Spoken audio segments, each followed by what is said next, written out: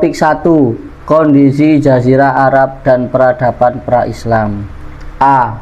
Definisi Jazirah Arab. Secara etimologi, kata jazirah berasal dari bahasa Arab yang berarti kepulauan, yang menggambarkan wilayah-wilayah yang dikelilingi oleh air, seperti Jazirah Arab yang dikelilingi oleh Laut Merah, Teluk Persia, dan Laut Arab. Sementara itu, istilah Arab juga memiliki akar kata dalam bahasa Arab, yakni Arabia, yang bermakna gurun pasir atau Sahara. Hal ini sesuai dengan kondisi geografis Jazirah Arab yang didominasi oleh padang pasir luas seperti Rub al-Khali, salah satu gurun terbesar di dunia. Friedrich Nuldeca, seorang orientalis asal Jerman, menyebutkan bahwa nama ini mencerminkan kondisi topografi wilayah yang gersang dan sulit dihuni. Namun Muhammad Hasyim Athiyah menawarkan perspektif lain dengan mengaitkan istilah Arab pada kata abar yang berarti perjalanan atau pengembaraan. Pendapat ini memperlihatkan aspek budaya dan gaya hidup masyarakat Arab yang sering berpindah-pindah, terutama para kafilah pedagang dan kelompok nomaden seperti suku Badui yang terbiasa mengurangi padang pasir dalam mencari sumber air dan rumput bagi ternak mereka. Dalam pandangan ini, identitas Arab tidak hanya merujuk pada kondisi geografis tetapi juga mencerminkan pola hidup yang dinamis dan adaptif terhadap lingkungan.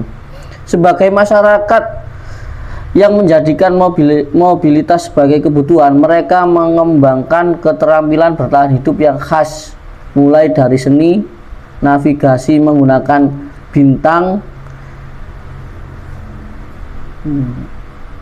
hingga pengelolaan sumber daya yang efisien di lingkungan yang keras.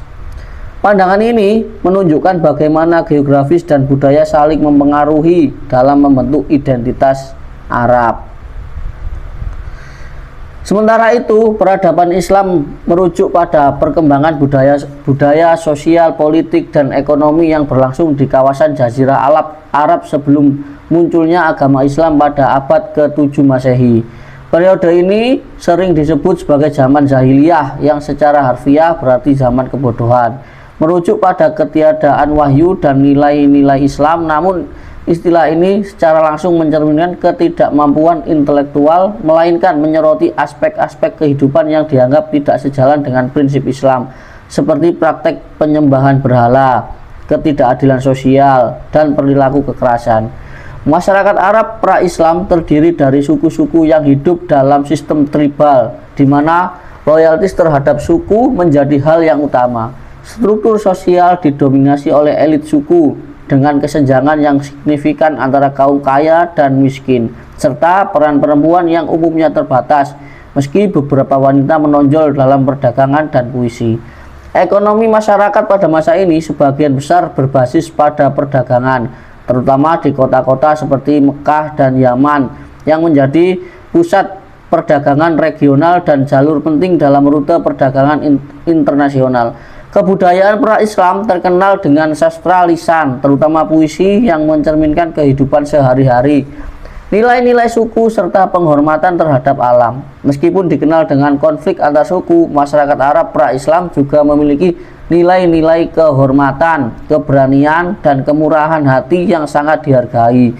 Secara keseluruhan, peradaban Islam membentuk fondasi budaya dan sosial yang menjadi latar belakang kemunculan Islam, memberikan konteks bagi transformasi yang terjadi di bawah ajaran Nabi Muhammad SAW.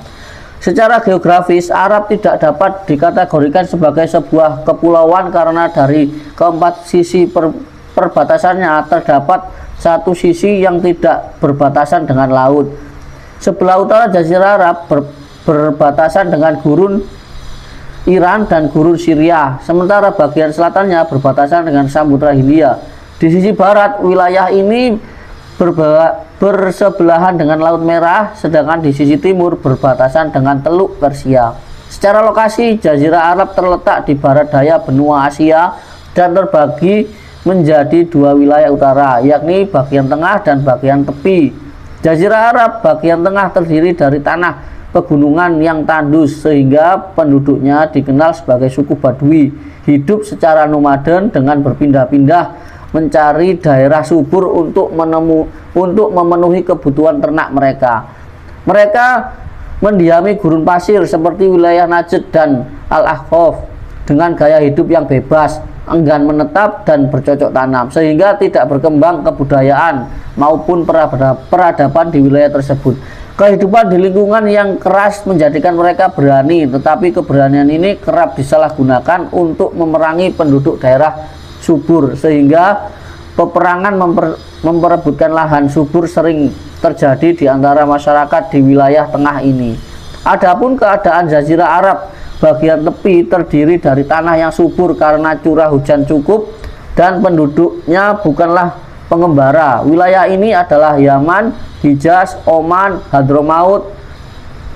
Karena mereka menetap, maka mereka berhasil menciptakan berbagai bentuk dari kebudayaan, mendirikan kerajaan-kerajaan, diantaranya adalah Kerajaan Sabak yang terkenal dengan kepemimpinannya yaitu Ratu Bilqis, Kerajaan Himyar, Madahiroh, dan Kerajaan Kasnia. Gurun pasir sekitar Mekah, tempat kelahiran Islam, adalah tempat yang tidak ramah dan memperlihatkan cara hidup yang primitif. Philip K. Hitti dalam karyanya yang terkenal History of the Arabs dengan jelas menggambarkan permukaan Arab hampir seluruhnya gurun pasir dengan daerah sempit yang dapat dihuni di sekitar pinggiran. Ketika jumlah penduduknya bertambah melampaui kapasitas tanah yang dapat menampungnya, mereka harus mencari tanah yang luas.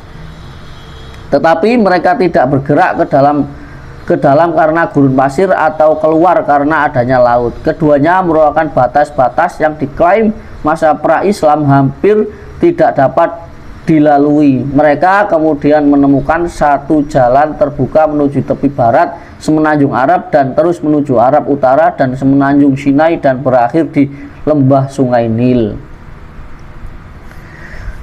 Sebagian besar wilayah Arab terdiri dari padang pasir Sahara yang memiliki karakteristik beragam dan terbagi menjadi tiga bagian utama. Pertama, Sahara Langit atau Sahara Nufud yang membentang 140 mil dari utara ke selatan dan 180 mil dari timur ke barat dengan oase dan mata air yang langka serta sering dilanda kabut debu akibat tiupan angin, membuatnya sulit dijelajahi. Kedua, Sahara Selatan atau Ar-Rub Al-Khali yang menghubungkan Sahara Langit hingga ke Sahara Persia, didominasi oleh daratan keras, tandus, dan pasir bergelombang yang hampir tidak berpenghuni. Ketiga, Sahara Herat berupa hamparan tanah liat berdebu hitam menyerupai bekas terbakar dengan gugusan batu hitam yang tersebar di 29 wilayah, menciptakan pemandangan yang unik dan kontras.